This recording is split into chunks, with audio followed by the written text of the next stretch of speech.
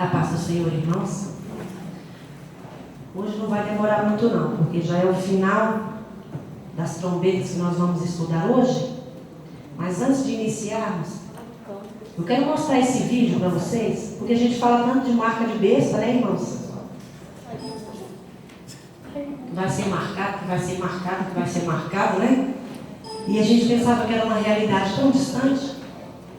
Eu já tenho uns 30 anos que eu estudo Apocalipse, não sei nada. É um livro muito difícil, muito difícil, de difícil interpretação. Mas uma coisa que me chamou muita atenção em Apocalipse sempre foi essa marca, né? Que Satanás vai marcar os dele. Ninguém vai comprar, ninguém vai vender. E a gente só vê isso. A gente achava que, eu pelo menos quando comecei a falar sobre isso, eu me sentia assim até meio ridícula. Falei, mas, meu Deus, parece conto de carochinha esse negócio, né? E hoje a gente vê que já é uma realidade. Nos Estados Unidos, já saiu a lei, não sei se foi 2013 ou 2014, que já é para começar a colocar o chip nas pessoas. Não é bem a marca ainda, mas já é um controle, né? Quando começar a besta no governo único, ela vai ter um controle das pessoas. Ah, fulano, já tem o cadastro aqui, cadê? Não tá com a marca, então veta tudo aí para ele. Já vai ficar mais fácil, né? Porque eles estão colocando já o chip, né, nas pessoas como uma forma de controle sanitário. E a gente eu olhava, tá lá nos Estados Unidos, né? Tá longe, mas tá chegando aqui no Brasil e já está o debate, né, acontecendo. A presidente estava falando sobre isso, né? E breve seremos chipados, não é? Quem vai fazer isso vai ser no debate que já se iniciou, parece que é o Tribunal Superior Eleitoral. Não sei qual é a desculpa que eles vão usar, né? Se vai ser, com certeza vai ser alguma coisa para controle de voto, para que não haja fraude nas eleições, esse tipo de coisa. Os Estados Unidos, eles arrumaram essa conversa aí que ia ser uma medida sanitária, né? Aqui talvez eles acham uma outra desculpa, talvez seja para controlar as eleições aqui no Brasil, que são tão fraudulentas, né? Não sei.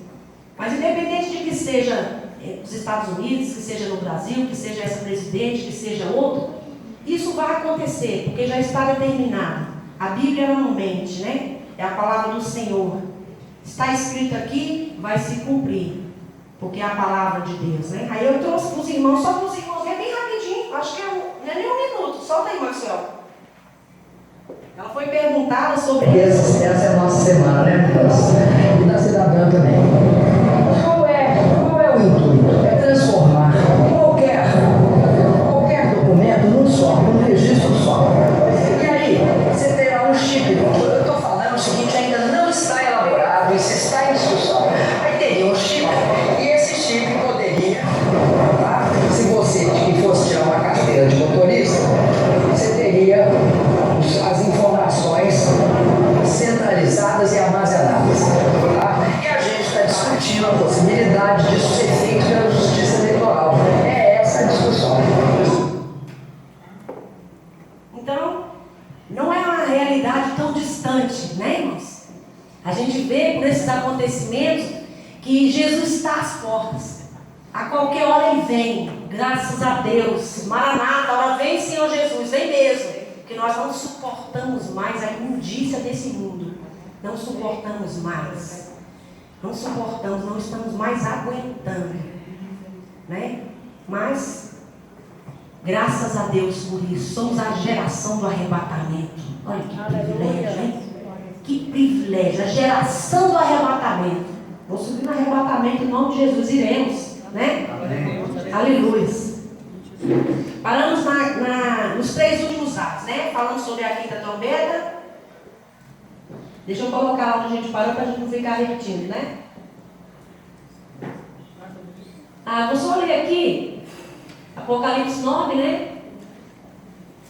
que nós paramos na sexta. Nós vimos a quinta e vou ler e a gente já vai lá para a parte onde a gente ficou, tá? Apocalipse 9, a partir do versículo 13, diz assim: E tocou o sexto anjo a sua trombeta, e ouvi uma voz que vinha das quatro pontas do altar de ouro, que estava diante de Deus, a qual dizia ao sexto anjo que tinha a trombeta: solta os quatro anjos, né? Nós já estávamos falando sobre isso, que são demônios, né? Que estão presos junto ao grande rio Eufrates.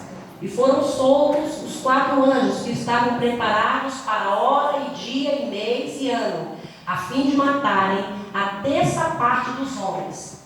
E o número dos exércitos dos cavaleiros era de 200 milhões. E ouvi o número deles. E assim vi os cavalos nessa visão. E os que sobre eles cavalgavam tinham couraça de fogo e de jacinto e de enxofre, e as cabeças dos cavalos eram como cabeças de leões, e de suas caudas saía fogo e fumaça e enxofre. Por estes três foi morta a terça parte dos homens, isto é, pelo fogo, pela fumaça e pelo enxofre, que saíam das suas bocas, porque o poder dos cavalos está na sua boca e nas suas caudas, porquanto as suas caudas são semelhantes a serpentes e têm cabeças, e com elas danificam. É o segundo ar. Não tem a função de corrigir, né? E sim vingar. Nós vimos essa parte, né? Que a morte já está solta, porque ela estava presa, aqui já está solta. Por esta praga morre-se um terço dos homens, nós vimos isso, não vamos repetir, para não ficar repetitivo, né? Os cavaleiros tinham couraça de fogo, de jacinto e de enxofre. Os 200 milhões de cavaleiros liderados pelos quatro anjos demônios, com a cabeça como leão e cauda como de serpente, se organizarão em quatro grupos de 50 milhões e matarão um terço dos homens com fogo, fumaça e enxofre. A força do cavalo está na boca e na cauda. Aqui, sobre esta praga, sobre essa trombeta que o anjo toca, morrerão um terço dos homens, né? Estes quatro demônios que serão soltos do abismo liderarão cada um 50 milhões. Você imagina, né? A mortandade que será, né? Nós estávamos falando que sobre as conjecturas que há de quem são esses cavaleiros, de quem seja esses 200 milhões, né? Há muitas conjecturas, né? Eu acho pouco provável que esses 200 milhões sejam homens, né? Porque quatro demônios liderando homens é meio improvável, né? Mas há pensamentos que sejam, né? Os quatro anjos libertados são homens ou demônios? São demônios, uma vez que não podem ser destruídos pelo fogo nem pela fumaça, são soltos do abismo. Não podem ser destruídos pelo homem, pois são seres espirituais. Eles são soltos do abismo, né? Abre-se o abismo e solta-se esses quatro anjos do abismo. Eles saem de lá. Então não são homens, são demônios. Não adianta a gente querer materializar aqui o que é espiritual. Eles liderarão cada um 50 milhões, né? Foram enviados para matar os homens. A morte estava presa. Aqui não está mais. Morrerão um terço dos homens. Neste período, o judaísmo e o cristianismo apóstata adoram e obedecem à trindade satânica. Aqui Satanás, aqui é a trindade satânica, o falso profeta. Satanás. E o líder religioso, né? Que é a primeira e a segunda bênção, o líder político, o religioso e Satanás, estarão liderando o mundo, estarão mandando, né? Em tudo. Em tudo, estarão mandando em tudo. Estes quatro anjos são controlados por Deus, são instrumentos do julgamento divino. E aí você pensa, Satanás está mandando neles, né? Não, quem está mandando neles é o próprio Deus. Porque aqui são julgamentos de Deus. É Ele que está determinando tudo isso. São julgamentos, né? O julgamento que tanto se fala hoje, que as pessoas dizem que isso não vai acontecer, isso é conto da carochinha, isso é história para boi dormir, como dizia nossos pais, né? Mas não, é uma realidade, né? Mesmo que os homens hoje pensam que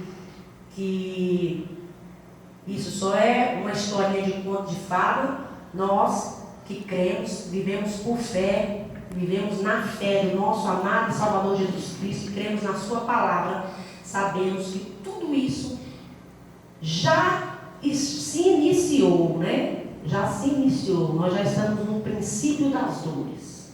E para a trombeta soar, a igreja subir e o anticristo tomar conta, é um abrir e fechar de olhos. É a qualquer momento, né? Qualquer momento.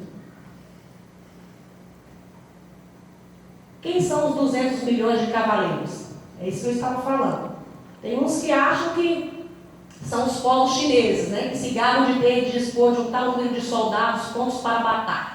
Porém, os melhores expositores entendem ser essa a imensa confederação das nações maometanas, sob a liderança do rei do norte. Note que não se trata dos reis do Oriente, conforme Apocalipse 16, 12. Mas sim que vem do Oriente, povos do lado oriental do Eufrates. Nas escrituras, a China é identificada como Sinim, da qual se fala muito pouco. E aí eles vão falando sobre outros povos maometanos. Nós não vamos entrar nisso, porque esses povos asiáticos, quando eles se levantarem para marcharem contra Israel, não é agora, não é nesse momento. Eles vão marchar sim, mas não é nesse momento, porque as nações ainda não se amotinaram para destruir Israel. Elas vão se amotinar ainda. Por enquanto não. É por isso que há não é uma matéria muito pacífica entre teólogos e entre estudantes de Apocalipse, porque por causa dessa divergência, né? Porque agora não é o momento. Então, não há como se afirmar que sejam esse povo, né? Porque nos países asiáticos é onde se concentra o maior número de pessoas. E todas essas pessoas ali contra Israel vão marchar, mas não é nesse momento, né?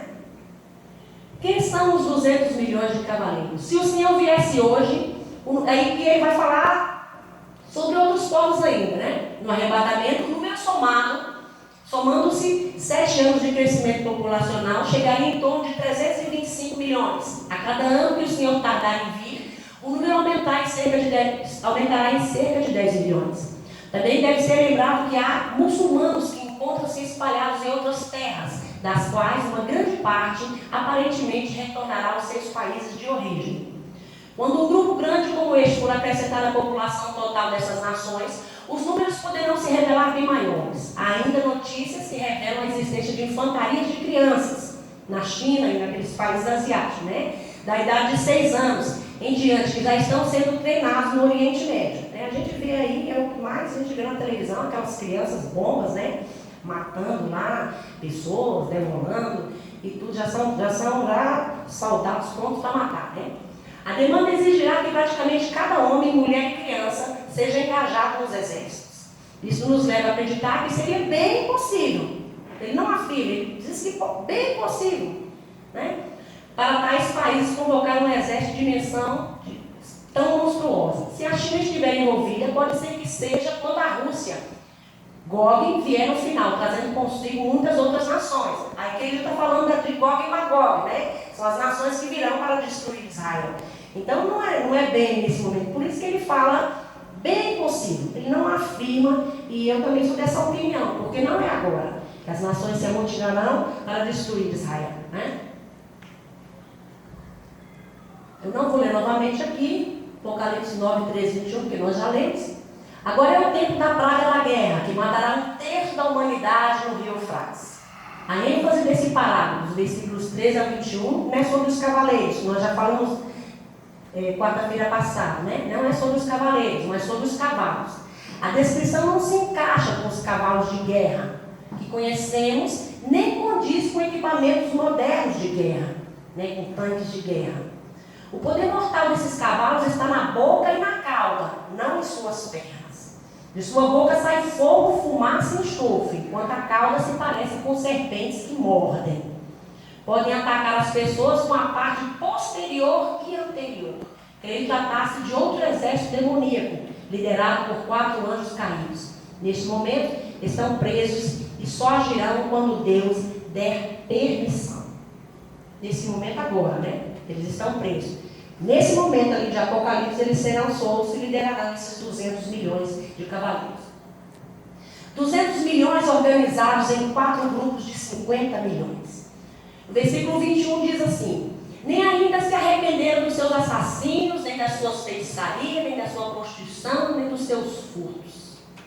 O que mais assusta em Apocalipse 9 não são os julgamentos que Deus envia, mas os pecados que os homens persistem em cometer enquanto estão sendo julgados. Adoração a demônios, prostituição, imoralidade sexual, homicídio, roubo. Será comum nesses dias. Como hoje, né? Ali só vai se acentuar. Mas isso aqui é uma realidade nossa. Hoje. Adoração a demônios, isso é a coisa mais normal hoje em dia que a gente vê. Prostituição, moralidade sexual, os valores se inverteram, né? Tudo se inverteu.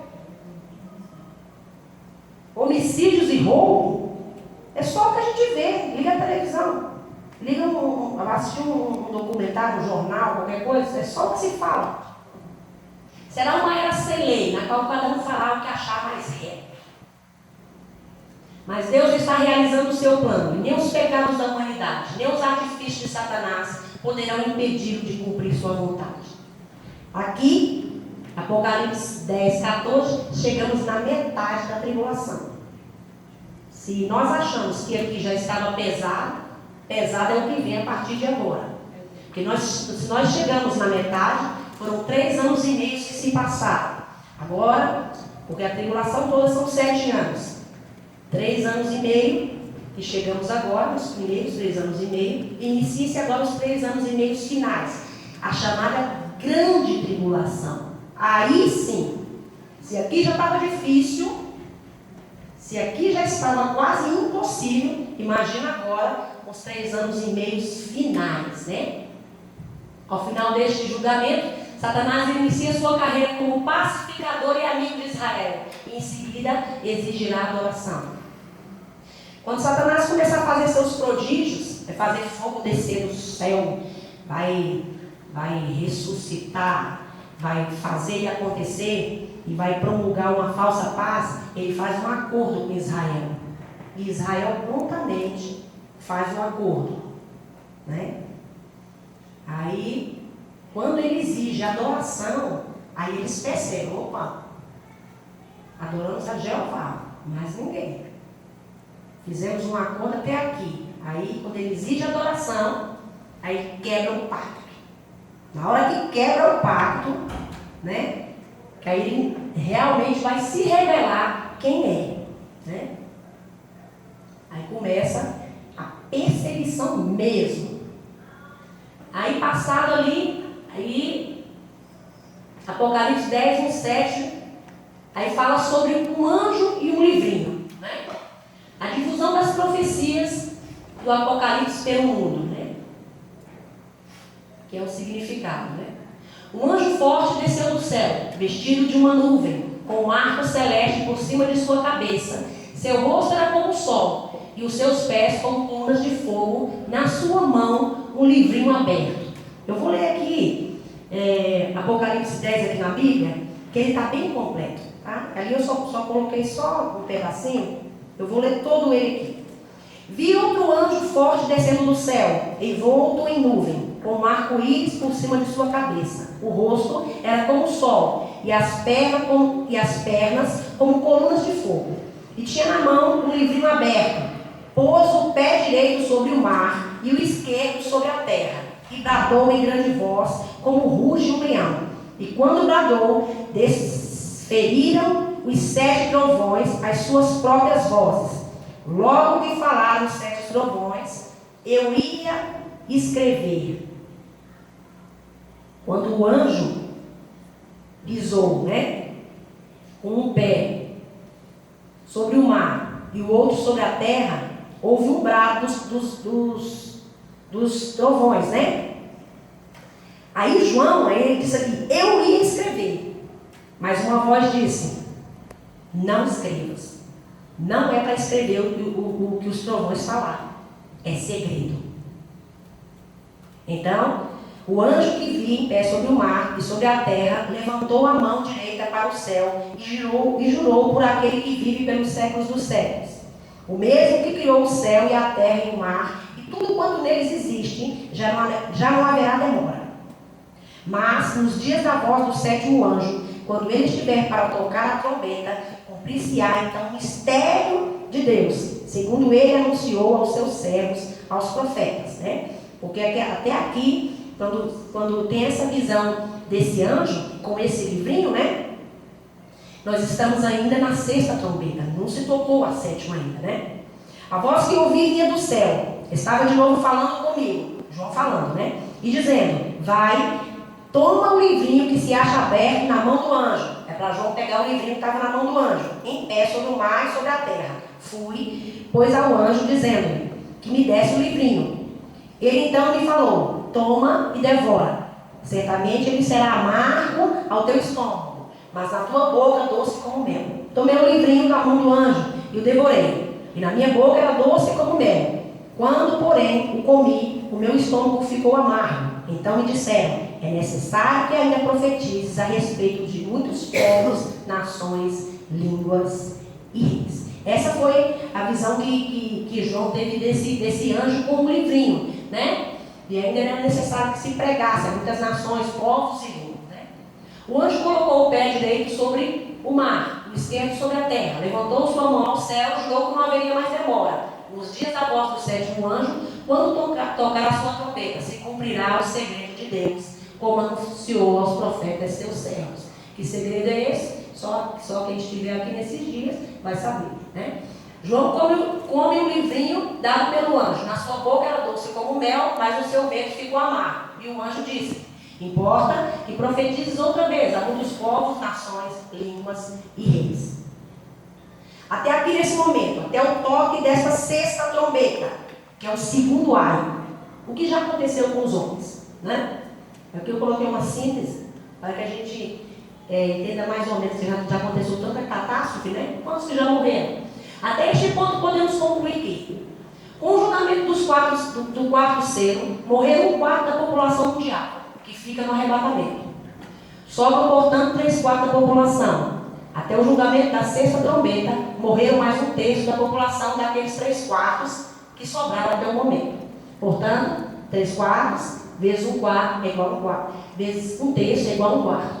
1/4 do quarto selo, mais 1/4 da sexta trombeta é igual a 1/2. Metade da população mundial morre até aqui. Desde o julgamento dos selos. Ainda falta tocar a sétima trombeta. E ainda falta derramar as taças da ira, né? E já morreram. Dos que estavam vivos, morreram a metade. É muita gente morta. É julgamento, né? É a ira de Deus. É a ira. Julgamento de Deus. Todas as coisas serão julgadas. A igreja, onde está a igreja? Lá nas bodas. Lá no casamento com o noivo. A igreja não está aqui. Quem está aqui? Os crentes que hoje brincam de ser crente, né?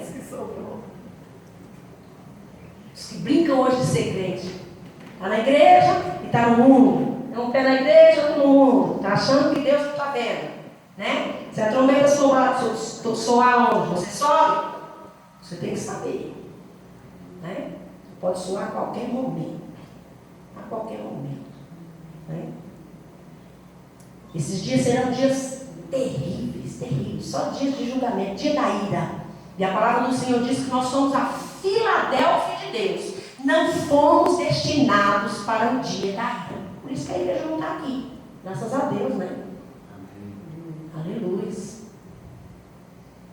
Aí tem essa visão das duas testemunhas, né? Antes de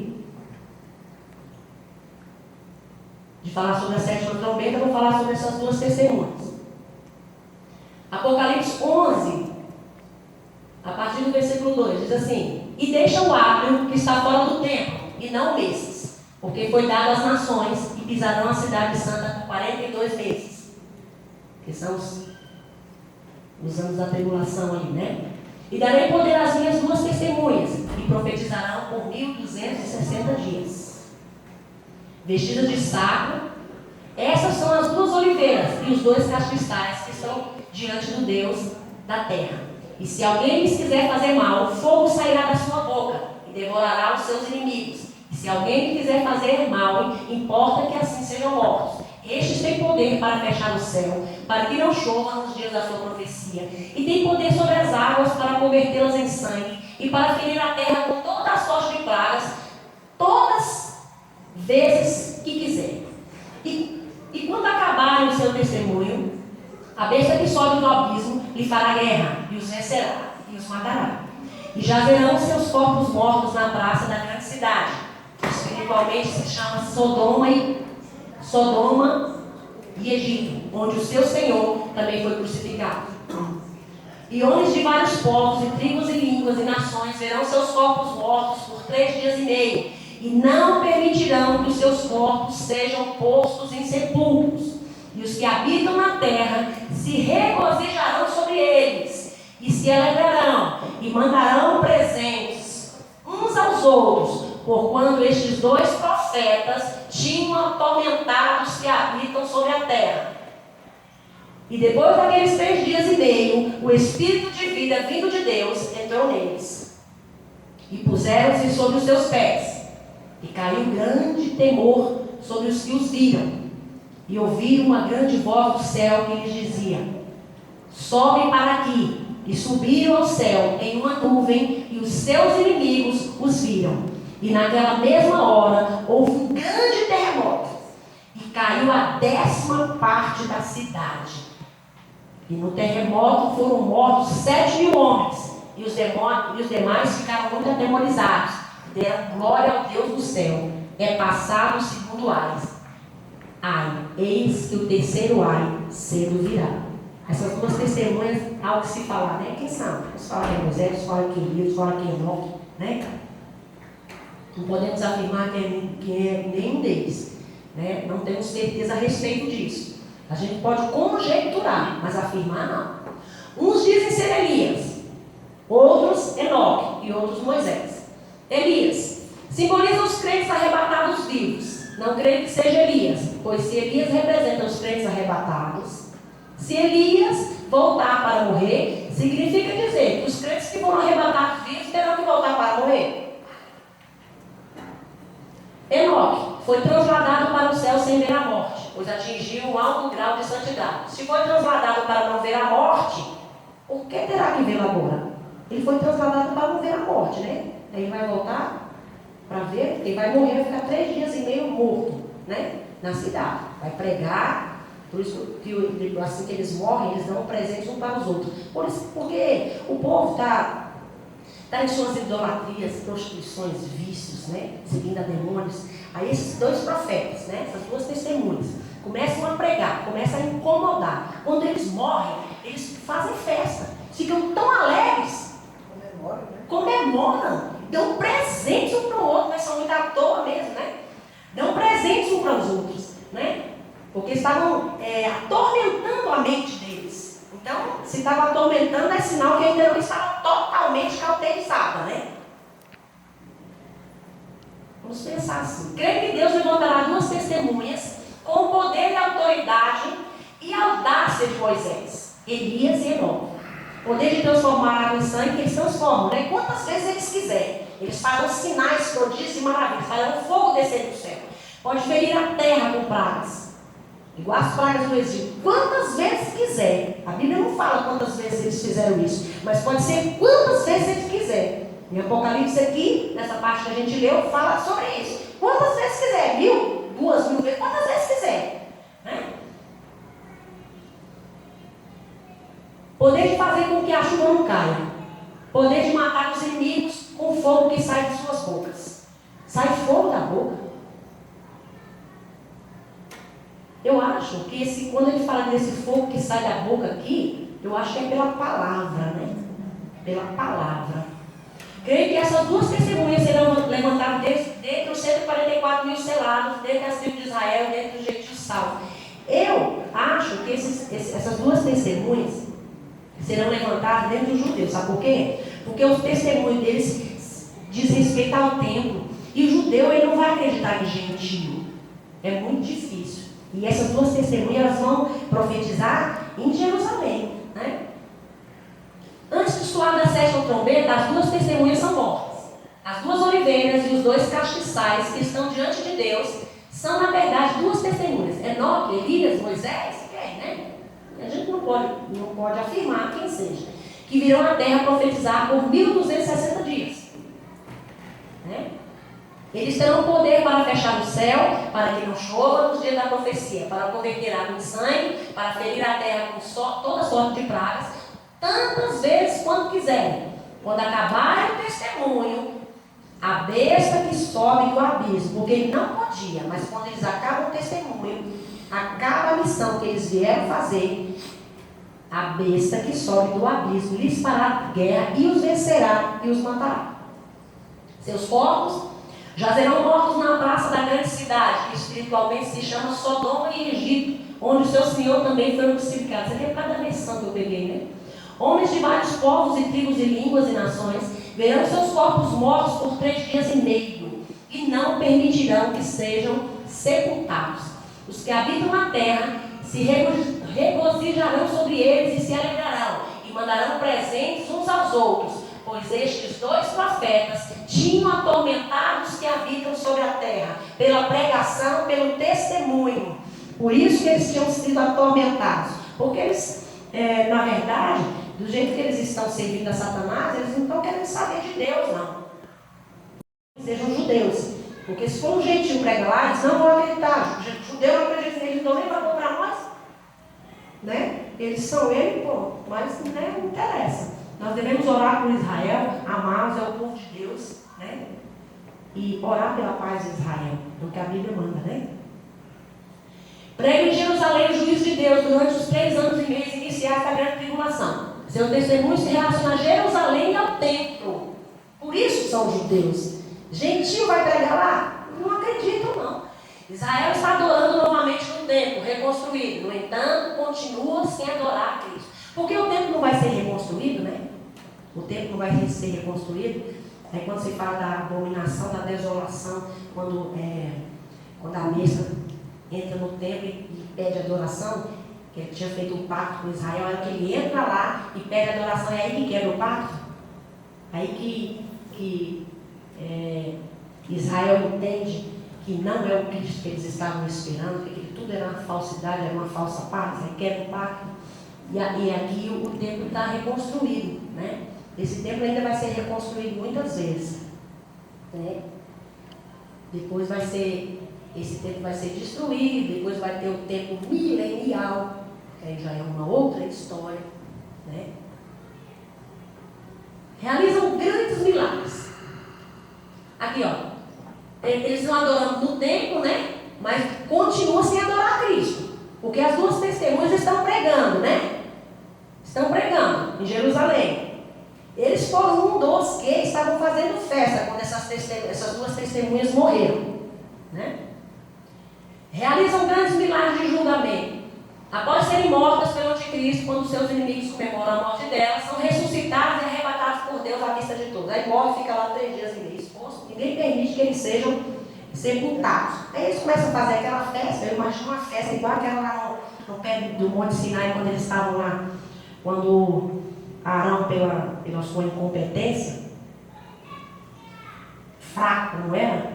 Pegou e construiu um bezerro de ouro e o povo começou a adorar.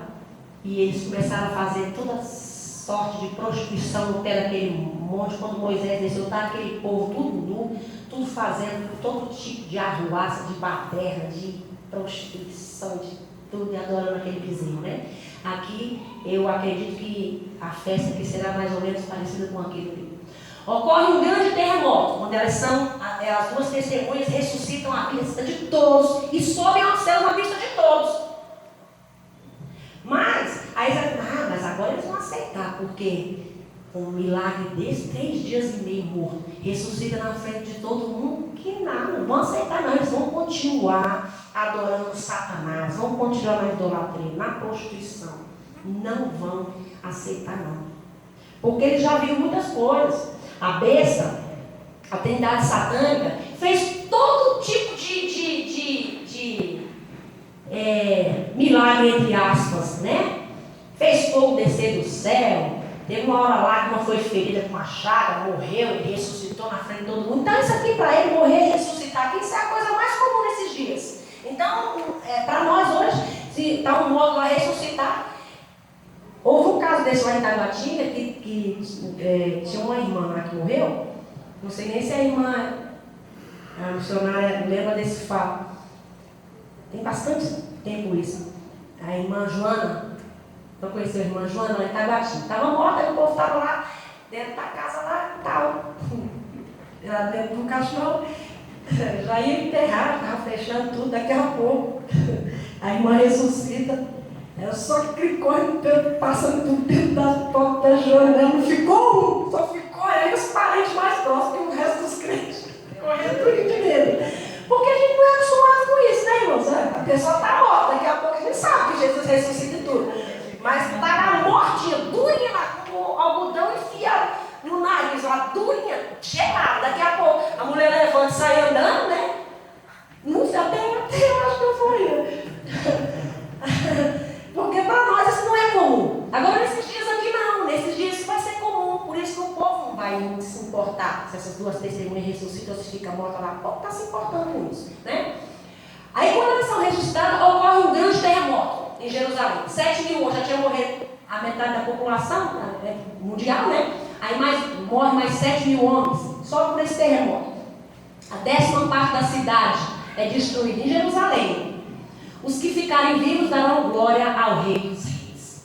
As televisões do mundo todo noticiam este acontecimento, gerando no mundo, sob o domínio de Satanás, um ódio por Jerusalém. É aqui, quando essas 2 testemunhas, essas 2 oliveiras, né, que a Bíblia chama, as 2 testemunhas, morrem e ressuscitam, que o mundo todo vê isso. E isso gera um ódio mundial. Aí quando as nações se amotinarão e começarão a marchar contra Israel para destruir Israel, porque Satanás sabe que os planos são referentes a este povo, né? Inicia-se um movimento mundial antissemita, pretende aniquilar Israel. Satanás os impulsiona, porque sabe que os planos de Deus se relacionam com eles, né?